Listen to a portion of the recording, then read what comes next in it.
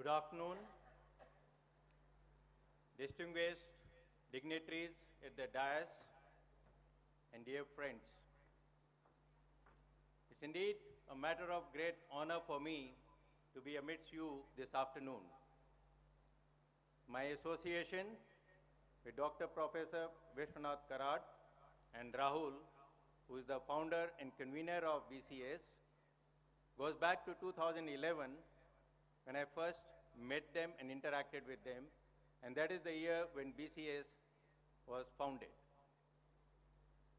I was very impressed with the mission and the vision of BCS, that is to create public leadership which would make our democracy vibrant. Such a noble thought. And what I learned about this forum and the way the events have been conducted makes me feel so very happy and proud to see the response from across the country, from remote areas of the country, to address the various challenges that the country faces.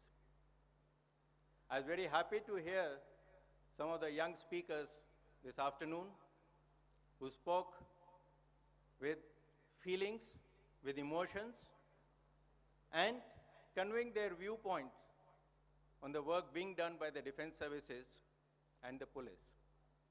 The subject of state of preparedness of the defense services and police indeed is a subject which is of concern to everyone. Every individual, every citizen has his stakes. He has stakes in the country. He wants to know as to how secure we are, how safe we are, not only from external threat, but ever prevalent the threat from within, the internal security dimension, which is a challenge for all of us. During my vast service career of over 40 years, I've had the privilege of being posted in the remotest of the corners of all the northeastern states, J&K state, and various other parts of the country, and have dealt and interacted with public leaders at various levels, and so also the youth, whether it is through the mechanism that we have of providing military civic action, the Sadbhavna projects, or in insurgency-infested states, where the interaction is very intimate. What type of systems do we have in terms of the security mechanism?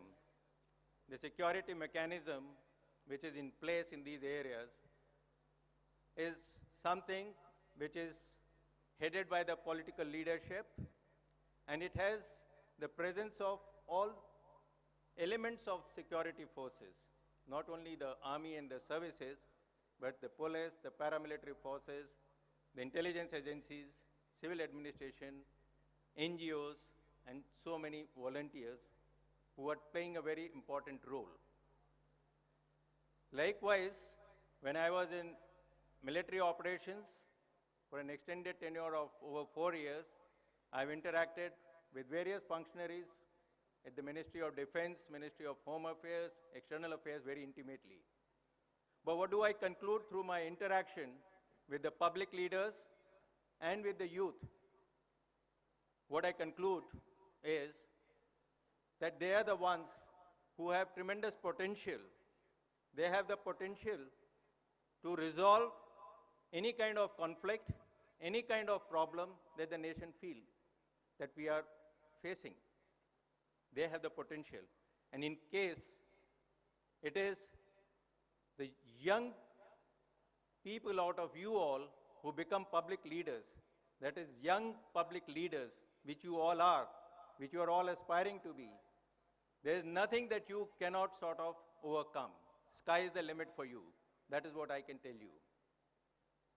Let me also tell you that as far as the state of preparedness of defense services is concerned, as has been mentioned by some of the young speakers earlier, our state of preparedness rests on very strong structures that we have. The type of military hardware, the equipment that we have, a very high degree of training which we undergo, the rigors of training, the logistic support which is provided to the services, and most importantly, it is the level of motivation, morale, and the leadership of the Indian Defense Forces which is making all the difference when it comes to deliver, whether when deployed along the bordering areas or in facing a terrorist type of activity in the internal security dimensions. The role played by the defense forces, as has been very correctly mentioned by some of the speakers, is that it's not only along the borders, it's not only during law and order kind of situation, but it is also aiding the civil authorities and undertaking various type of development projects, particularly in the remote areas in our bordering states. I would also like to very briefly make a mention that presently I am heading the National Disaster Management Authority, and we have various type of challenges. You understand that we have recently experienced the Chennai floods. Sometime back, it was the earthquake in Nepal. We've had a calamity in Uttarakhand, and so on and so forth. What is important to understand is the type of losses that we suffer because of the disasters is close to 2%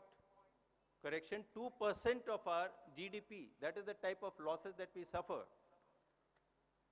In the year of 2015 alone, the losses suffered because of disasters were to the tune of $9.8 billion. When we talk about the losses that we suffer because of disasters globally, it is to the tune of $134 billion worth of losses suffered globally in a year. So what do we do? What is important is not only that we should prepare ourselves to face disasters, but we also need to work on taking measures to prevent and also to ensure that we are able to reduce the risk of various disasters. And that is where I have seen from my experience, when we are looking from Delhi, the state of preparedness of various states as to how they are geared up, irrespective of the political entity which is heading the state. It is the dynamism of the young leaders. It is the dynamism of the bureaucracy. And most importantly, it is the resilience of the community. It is the society. It is the people, how resilient they are to face the challenges because of any disaster. And that is where, at this forum, through you all, I would like to send a message to everyone that let's rise above whatever sphere of activity we are working on, and let's work together to reduce the risk from various type of disasters. And how could you do it? Each one of you can do it. Firstly, understand as to what are the type of vulnerabilities that your area faces. Are you in earthquake-prone area?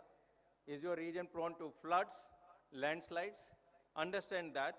Spread the word of awareness in the environment in which you are.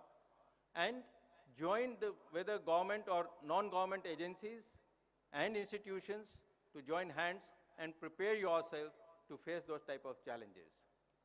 As far as the youth are concerned,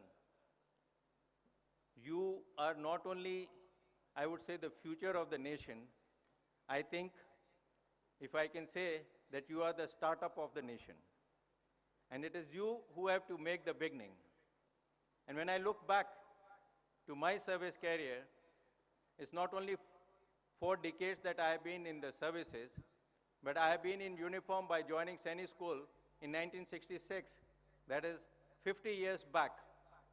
And what is it that I learned, and what is it that I want to part with at this forum is that what is 5 decades of being in uniform has taught me is self-discipline, sense of duty to the nation. And that is where I feel that each one of us, wherever we are, we have to perform our duty in a manner that we are able to serve the nation. And the nation demands of you. You owe it to the nation. And please do that. You all need to dream big, think big, and I'm sure you can do it. Sky is the limit. I would request you all to contribute in your own way to make India not only disaster resilient, but morally upright, economically prosperous, and a strong and vibrant democracy. And I want to wish Rahul for this initiative of his, and may God be with you and this institution to continue to give us all the success in years ahead. Thank you, and Jai Hind. Thank you, sir. Thank you very much.